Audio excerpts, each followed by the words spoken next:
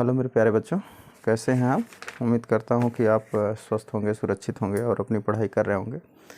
आज जो है नीट का जो प्रीवियस ईयर क्वेश्चंस हम करा रहे थे अपने टॉपिक, यूनिट और डायमेंशन में, यह इसका जो है दूसरा वीडियो है। इसके पहले एक वीडियो ऑलरेडी अपलोड हुआ है नीट के, उसमें कुछ क्वेश्चंस किए हैं। आज जो है हम फिर कुछ नीट के क्वेश्चन लेके आए हैं डायमेंशन से रिलेटेड, जो है जो पीछे प्रीवियस ईयर्स में पूछे गए हैं। तो यह क्वेश्चन हम शुरू करेंगे और 1 बाय 1 करके करेंगे बच्चों। तो ये पहला क्वेश्चन आपके बोर्ड पर लिखा हुआ है, देखते हैं कि if x is equal to AT plus BT square where x is distance travelled by body in kilometres and while t in time, t is the time in second, then unit of b। ये बोल रहा है कि जो ये equation दिया है बच्चों, x is equal to AT plus BT square, ठीक है। अब इसमें जो है ये बोल रहा है कि x जो है वह डिस्टेंस है, x क्या है, डिस्टेंस, और वह डिस्टेंस किस में दिया है बच्चों, किलोमीटर में। t क्या है, t है हमारा टाइम, और वह टाइम किस में दिया है, सेकेंड में बच्चों। तो पूछ रहा है कि यूनिट बताइए किसकी, b की यूनिट बताइए। तो b की यूनिट हम कैसे निकालेंगे बच्चों। तो b की यूनिट निकालने के लिए हमको ये पता है कि यदि हम इसमें जो है डायमेंशंस का जो एप्लीकेशन हम पढ़े थे, क्या कि कोई भी फिजिकल इक्वेशन है तो उसके हर प्रत्येक टर्म्स का जो डायमेंशन होगा वो बराबर होगा। तो इसका मतलब यह है कि इसका डायमेंशन जो है बच्चों इसकी डायमेंशंस के बराबर होगा। हमको किसका पूछा है, b की यूनिट पूछी है, तो हम b वाले को लेकर चलें, यानी हम बोल सकते हैं क्या, dimension of x is equal to dimension of BT square, ठीक है। तो यहाँ से b निकाल लीजिए, डायमेंशन b कितना होगा, डायमेंशन ऑफ b कितना होगा, dimension of x divided by dimension of t square is equal to क्या, डायमेंशन ऑफ b। x क्या है, डिस्टेंस, तो डिस्टेंस किस में मेजर होगा बच्चों, किलोमीटर में, और टाइम क्या है, सेकेंड, तो टाइम किस में मेजर होगा, सेकेंड में। तो नीचे क्या होगा, सेकेंड का स्क्वायर, ये क्या होगा, b की यूनिट हो गई, ठीक है, किलोमीटर पर सेकेंड स्क्वायर। इसको किलोमीटर पर सेकेंड स्क्वायर, ये हमारा जो है ऑप्शन नंबर क्या होगा, सी होगा। तो इस तरह से इसका डायमेंशन लिखते तो क्या लिखते, x क्या है हमारा, डिस्टेंस है, तो डिस्टेंस का क्या होता है, लेंथ, और टाइम का क्या होता है, सेकेंड जो है ये टाइम है, तो टाइम का क्या होता है, t, तो t स्क्वायर हो गया, तो ये क्या होता है LT की पावर -2, ये इसका डायमेंशन हो जाता है। यदि डायमेंशन पूछता तो कभी कभी डायमेंशन भी पूछ लेता है।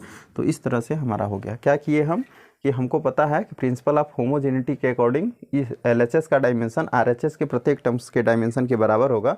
तो हम क्या किए, dimension of x is equal to dimension of BT square, ये डायमेंशन x ना AT के बराबर भी होगा, मतलब ये भी लिखा जा सकता है कि dimension of x is equal to dimension of क्या, AT। अब ये कब लिखा जाता, जब a का यूनिट पूछता, यहाँ से a की यूनिट बता दीजिए क्या होगा। तो dimension of a is equal to dimension of x divided by dimension of t, ठीक है। डायमेंशन ऑफ x किस में दिया है, किलोमीटर में, तो किलोमीटर डिवाइड बाई टाइम क्या है, सेकेंड, ठीक। तो ये क्या हो जाता है, किलोमीटर और सेकेंड का क्या पावर -1। तो इस तरह से हम a का भी डायमेंशन निकाल लेते हैं, या a का जो है यूनिट निकाल लेते हैं बच्चों। तो यह हमारा पहला क्वेश्चन कंप्लीट हुआ। नेक्स्ट क्वेश्चन हम देखते हैं। तो बच्चों ये सेकंड क्वेश्चन है हमारा, ये 2004 का क्वेश्चन है, 2004 में ये आया हुआ है। क्या है, the unit of permittivity of free space epsilon naught is.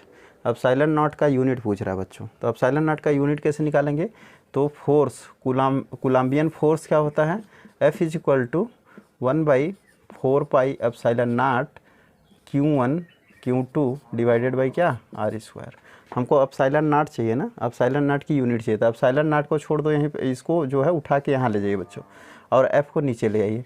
तो epsilon naught is equal to क्या हो गया, 1/4 पाई F Q1 Q2 divided by क्या बच्चों, R square.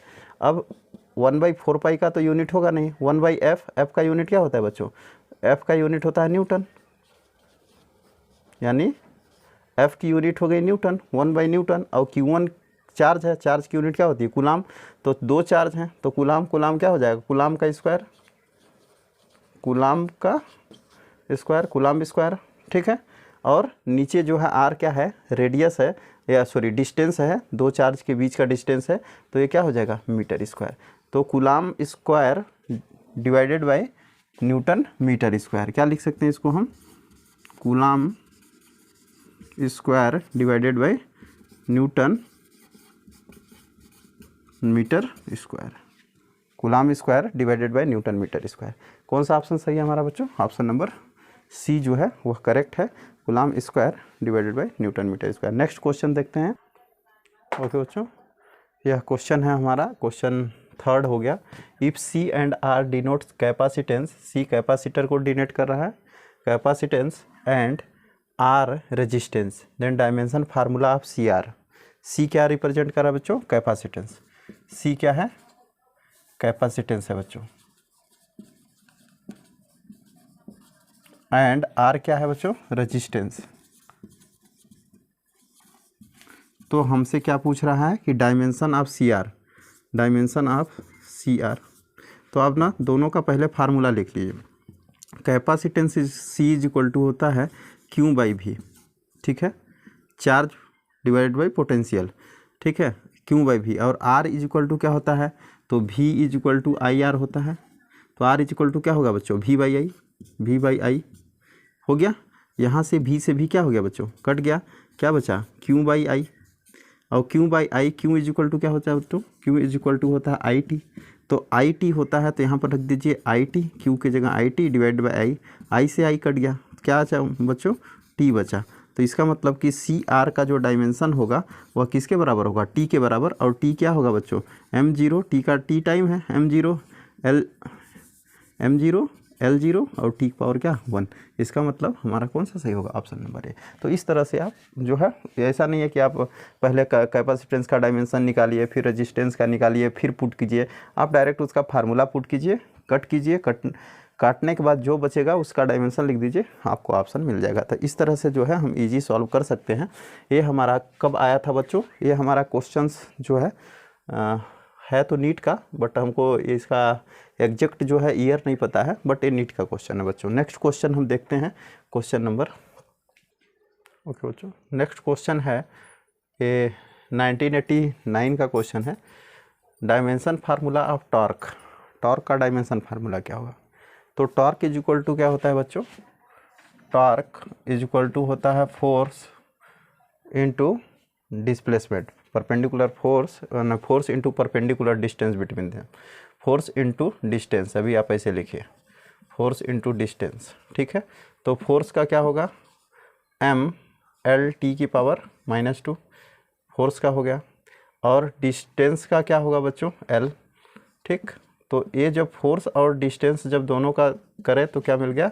M L square T की पावर -2। और एम एल स्क्वायर टी की power -2 कौन सा है? ऑप्शन नंबर ए है बच्चों। तो यह हमारा ऑप्शन नंबर ए करेक्ट हो गया। अच्छा, ये एम एल स्क्वायर टी की पावर -2 और किसी का डायमेंशन होता है, किसका होता है बच्चों? वर्क का। और किसका होता है बच्चों? एनर्जी का। तो कभी कभी पूछ देता है, ठीक है। तो टॉर्क का डायमेंशन किसके इक्वल होता है? वर्क के। और किसके इक्वल होगा? एनर्जी के।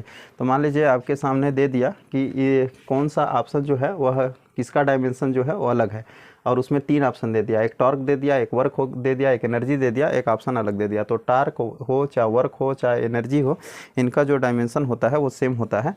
तो ये आप याद रखिएगा, एम एल स्क्वायर टी की पावर -2, ऑप्शन नंबर 1 करेक्ट है। नेक्स्ट क्वेश्चन देखते हैं, ओके बच्चों। ये नेक्स्ट क्वेश्चन है, इसको देखते हैं। Dimension formula of self inductance is, कब आया है बच्चों? 1989 में ये क्वेश्चन आया हुआ है।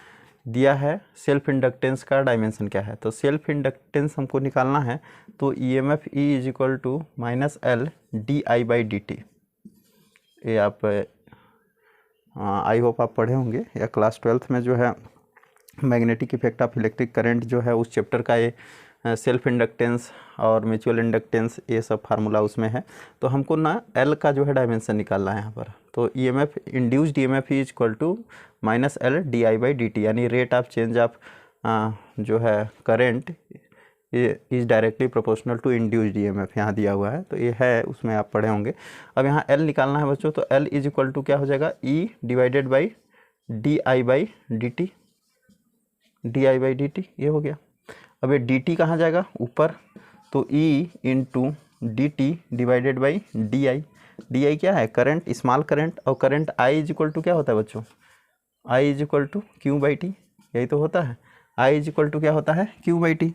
तो L is equal to E into dt divided by I की जगह हम क्या लिख दें, q by D Q by D T, या तो आप डी आई की जगह क्या लिख देंगे, D Q by D T. ठीक, तो ये डी टी कहाँ चला जाएगा बच्चों, फिर ऊपर चला जाएगा, तो E into D T square, ठीक है, डिवाइडेड बाई डी क्यू। ठीक, अब E M F E is equal to क्या होता है, ई इज इक्वल टू होता है डब्लू बाई क्यू। तो यदि आप यहाँ पर रख दिए क्या, डब्लू बाई क्यू, ठीक है, W by Q into D T को ना, डी टी स्क्वायर को आप क्योंकि डायमेंशन निकालना है, तो अभी इस टाइम है, यह डी टी क्या है, टाइम है, तो टाइम में चेंजेस छोटा हो चाहे बड़ा हो, सबका जो है डायमेंशन सेम होता है। चाहे डेल टी लिखो, चाहे टी लिखो, चाहे डेल्टा टी लिखिए, टाइम में चेंजेस बड़े हों चाहे छोटे हों, सबका डायमेंशन क्या होगा, टी। तो यहाँ टी स्क्वायर है, यानी इसका डायमेंशन क्या हो जाएगा बच्चों, टी स्क्वायर हो जाएगा। और डिवाइडेड बाई आपका डी क्यू चार्ज है, तो आप डी क्यू को क्यों लिखिए डायरेक्ट, क्योंकि डायमेंशन हम निकाल रहे हैं ना।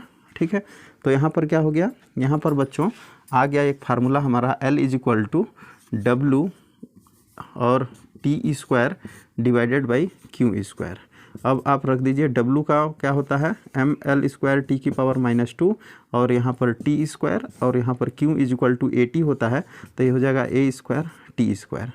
Q is equal to A T होता है बच्चों, Q is equal to A T. ठीक है, Q is equal to A T. ठीक, ए टी नहीं मतलब आई टी होता है, तो I T, I Q is equal to I T होता है, तो आई क्या है, करंट, तो करंट की यूनिट क्या होगी, ए, तो हम डायरेक्ट पुट कर दिए क्यू के जगह, क्यू इज इक्वल टू क्या होता है, आई टी, तो आई का क्या है, करंट, इसका यूनिट क्या होता है, एम्पियर, और टी क्या है, टाइम, तो ये क्या होगा, टाइम, तो ए, तो इसका क्यू स्क्वायर यानी ए स्क्वायर टी स्क्वायर हो गया बच्चों।